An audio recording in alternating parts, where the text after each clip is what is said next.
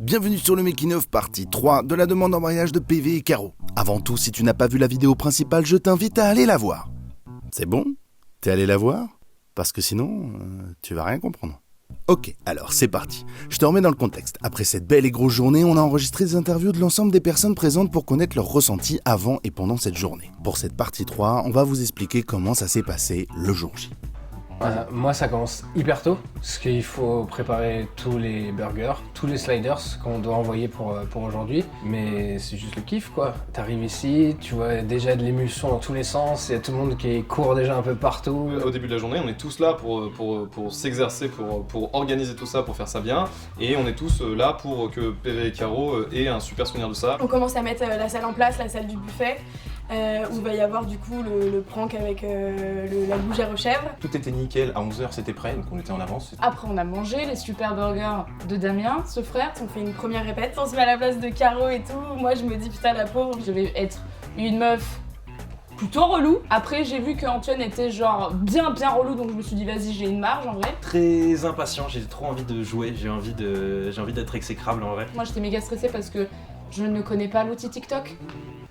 Enfin, j'ai un compte TikTok, mais j'ai 6 abonnés, voilà. Et je devais jouer une TikTokeuse. Donc voilà, je me suis dit, je ne gère pas l'outil. Et vous m'avez prévenu, je dois passer un coup de fil à ce moment-là, à 13h45, pour leur dire, les gars, vous êtes à la bourre, machin, etc. J'appelle PV et l'idée, c'est de pressuriser Caro dès le début. J'essayais de l'agacer, mais elle était dans un jour où elle avait envie d'être bien. Genre, elle s'est levée ce matin, elle était de bonne humeur, tu vois. Tout le monde te regarde déguisé en indienne, là.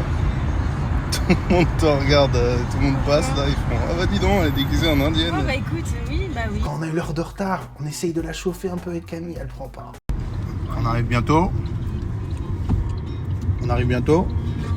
En même temps, je la reconnais. Je sais qu'elle est comme ça, beaucoup de gens l'imaginent un peu en mode je suis vénère et tout ça, mais elle sait se condenser, elle sait être pro. À un moment, elle est passée en mode Vin Diesel, elle s'est mise à conduire comme une ouf. PV qui était en panique en disant bah on va faire un tonneau. Je voulais que ça se passe bien, on savait pas du tout, on a ce truc quoi. Caro, comment va réagir quoi? Comment va réagir Caro? C'est la question qu'on se posait tous. Le gros rush c'était qu'à 14h30, l'arrivée de PV, tout se passe bien. Au bout d'un moment, Antonin me dit bon bah c'est bon, ils arrivent dans 20 minutes. Et tout d'un coup, on voit débarquer du coup PV, Caro et Camille déguisés. Je vois Camille en poulet. Et là, je me retiens de rire, je me dis, ok, c'est là que ça va être le plus dur, genre il faut vraiment que je garde mon sérieux. Mais en fait, une fois que t'es dedans, t'es tellement concentré pour que ça marche que tu gardes ton rôle. Bon, c'est les seuls déguisés. Mais elle dit, bon, moi je m'adapte, vous me dites. Je me dis, il va falloir rester sérieux toute la journée, comme ça va être compliqué. Elle arrive déguisée, je me dis déguisée, mais elle déteste ça. On achète un déguisement à 10 balles. Je me dis, le déguisement il va être dégueulasse. Le déguisement lui va bien. Bon, je fais, c'est pas possible. Et on est arrivé déguisé, bon, fallait changer, j'étais là, je m'en fous, enfin, juste allons-y quoi. Du coup, je prends la parole et tout, et je me dis, il faut pas que je me focus que sur elle pour qu'elle faut pas qu'elle se rende compte qu'il y a un truc. Aurore lâche des petites piques, on se dit, ok, on se met dans l'ambiance, Antoine fait un peu le connard, on est dans l'ambiance. Les premières blagues s'enchaînent, elle est pas du tout énervée, on dirait qu'elle réagit pas. On se dit, punaise, si c'est comme ça tout le truc, va falloir s'inquiéter pour la blague et tout. Donc là, j'essaye de me mettre un peu en mode pétasse, mais c'était assez compliqué parce que j'avais vraiment très peur de rire. Quand ils arrivent, c'est que j'ai peur que Caro elle croit pas à mon personnage et qu'elle se dise il est beaucoup trop imbu de lui-même, il est beaucoup trop arrogant dès le départ. L'explication, Maxime explique super bien le concept de cette super salle, de l'escape game, etc. Je les emmène d'abord aux toilettes. Hyper chill. Oui, bon bah voilà, c'est bien de faire un petit pipi avant parce que c'est vrai qu'on est pressé là. C'est maman qui est on est pressé. Je vais pour aller aux toilettes et là j'entends Camille et Caro et Camille qui dit à Caro ouais y a pas une super ambiance et tout. Elle dit putain, je te jure que s'il continue le Anton là, je vais lui rentrer dedans, je vais le dégommer. Condescendant, on va dire, très désagréable, mais bon, on va passer un bon moment, on va faire le jeu. Moi j'ai jamais fait d'escape game de ma vie, je trouvais ça stylé. Là arrive le maquillage de Camille. Très marrant. C'était super dur de pas rigoler quand Marie elle s'est mise à parler, parce qu'en plus elle me regardait dans les yeux, elle disait ah mais c'est parce que j'ai du psoriasis dans le dos, et puis ça gratte quoi, puis ça a tombé en pellicule. Oh j'étais là. J'en ai pas réellement des problèmes de peau. J'ai parlé de psoriasis, mais psoriasis, je n'ai pas forcément de psoriasis. Après, Caro va au maquillage. Donc là, j'étais morte de rire et il fallait absolument que je le casse, donc j'arrêtais pas de me retourner genre pour pas rigoler. Je mettais un peu la pression, tu vois, mais que sur Caro alors que c'est Marie qui l'a fait chier. Je vois Caro mal à l'aise quand même sur la situation, elle se dit bon on va se dépêcher, je fais oui on se dépêche. Tu vois la personne qui se recule, je peux sortir de ma chaise? Oui. En fait elle se recule, tu sais, c'est le moment où tu veux partir mais tu restes un peu avec la personne et donc tu dis oui mais attends, juste souris un peu, ouais super, ferme les yeux, ok super, les lèvres, ok super, encore un peu machin, et tu vois qu'elle le fait, qu'elle exerce un truc qui est complètement absurde. Après on fait la danse, donc on demande à Caro de faire une danse TikTok alors qu'elle fait pas de danse sur TikTok et on se dit elle va péter un câble, on lui demande de faire la danse, elle le prend trop bien. Du coup on commence à genre changer les équipes et je me dis là Caro elle va se vénère et tout parce que on la change d'équipe avec PV. Caro, trop chill, on la change d'équipe, elle genre aucun souci. Tous les trucs qu'on avait prévus pour énerver Caro, même les pires remarques et tout, elle prend tout trop calmement. Non mais Caro, crie! Fais comme d'habitude, tu vois, à un moment arrête quoi! Jeudi dernier du coup quand on s'est vu pour la répète, on s'est dit si elle prend tout bien, c'est chaud. Tout se passe vachement bien. D'un côté, c'est cool parce que tout le monde, franchement, remplit super bien son rôle. Parce que c'est une partition, le bordel, en fait. C'est une mélodie. Et tout le monde, pour le moment, il n'y a aucune fausse note. Mais ça se passe bien aussi parce que Caro, pour le moment, elle est relax. Donc on se dit, ok, bon, où est-ce qu'on place le curseur, quoi, en fait? Est-ce qu'on va plus loin? Ensuite, on va dans l'escape. Et là, les choses commencent un petit peu à devenir difficiles pour Caro. Et donc on rentre dans le truc et tout, là t'as le shérif qui nous dit ah vos gueules et tout, on met des trucs sur les yeux, il nous fait rentrer, j'ai horreur de ça parce que j'avais peur de me prendre un truc, nanana. Escape game j'ai pu me lâcher, vraiment j'étais... Même moi je me reconnais pas dans l'escape game. On trouve la clé mais qui ouvre genre nos trois, à chacun nos menottes là, mais pas celle de Caro. Caro elle est restée accrochée 25 minutes. Et elle s'est pas énervée. Puis en plus je revenais, je faisais putain, c'est chiant quand même de rester. Ouais. Moi je me dis quand elle va être enfermée 25 minutes dans l'escape, elle va péter un plomb parce que moi je l'avais fait en répète. J'étais resté 15 minutes, je commençais à m'énerver. Ouais, elle prend sur elle, mais moi qui la filme beaucoup, je vois sur son visage que ça se passe pas aussi bien qu'elle le laisse paraître. Je vois sur son visage qu'elle passe un moment relativement agréable, qui tend à être relativement désagréable et qui va devenir de plus en plus désagréable. Je me retrouve 25 minutes, putain, c'est l'autre qui avait la clé dans sa poche quoi, bordel. Dans le bureau, on a des écrans avec les caméras, enfin voilà, toute la logistique de la salle. Donc on les entend, on peut leur parler, on peut vraiment tout faire avec eux. Et franchement derrière c'est juste un régal. On se stresse un petit peu, on se dit est-ce que ça se passe bien dans l'escape? Dans l'escape, à un moment je la regarde et je me dis, putain, elle se débrouille bien, elle reste sereine. On n'avait pas prévu autant. C'est-à-dire qu'à la base, on devait juste faire une intervention dès le début. Et on en a fait, je sais pas, on a fait 3 ou 4, je crois, des interventions. Puis au final, les interventions long, ne faisaient pas peur à elle faisaient peur à Camille. À un moment, il débarque, en plus, il faisait flipper. Moi, il m'a fait flipper. Je crois que j'ai sursauté, mais vraiment qu'une grosse merde. Et Caro, elle a juste fait. Et donc elle est dans l'escape, là après moi je vais me changer, d'abord on me coiffe. J'ai fait semblant de trébucher, de te faire un gros trou dans la barbe. Tu m'as regardé, tu t'es dit enculé. Tout le monde s'est occupé de moi, t'as une impression d'être une sorte de quelqu'un qui est dans la légèreté et on t'emmène dans le truc. Et je vois que Caro elle commence à suer, elle commence à en avoir marre. En plus il fait très chaud dans l'escape game. Et je fais beaucoup de bruit. Alice fait énormément de bruit. Il était insupportable, il a super bien joué son rôle. Même moi à un moment je fais niquer sa mère. Il n'y a aucune communication, il n'y a que dalle, bon bah...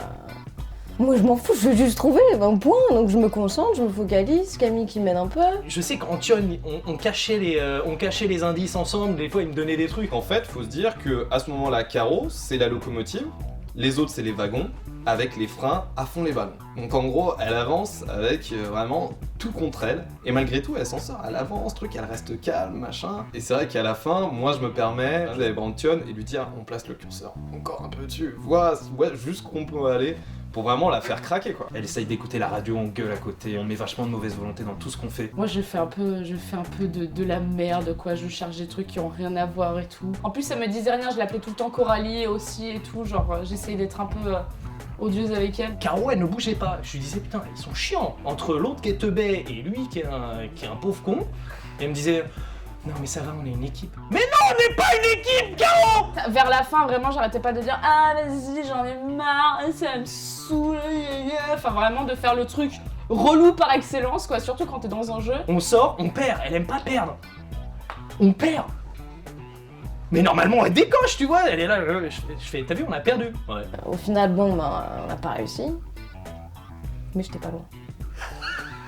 On vient de leur dire qu'ils ont été nuls, qu'ils ont été vraiment des grosses merguez dans la salle. Caro, toujours, elle le prend bien. Et là, ça change complètement d'ambiance. Ils sortent, je me dis, je vais faire monter en pression Caro en la blâmant de tout ce qui s'est passé mal. On arrive dans le truc du buffet, d'ailleurs, très beau buffet. Premier truc que je mange, gougère à la chèvre.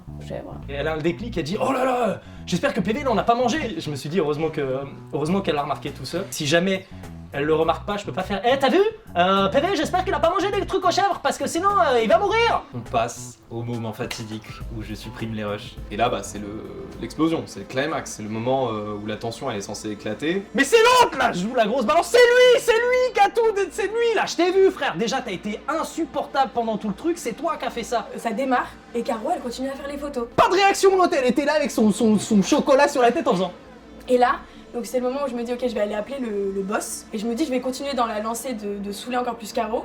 Donc je dis que tout est de la faute d'Antonin. Quand Caro apprend que c'est nous techniciens qui allons pas être payés, c'est là où elle monte au créneau. Donc ça prouve que c'est quelqu'un de bien, parce qu'en fait quand il s'agit d'elle ça va, mais quand il s'agit des autres là par contre faut pas déconner. C'est un putain de manque de respect quoi, enfin, tu respectes le travail des autres bordel. Peu importe ton nombre d'abonnés, rien à foutre.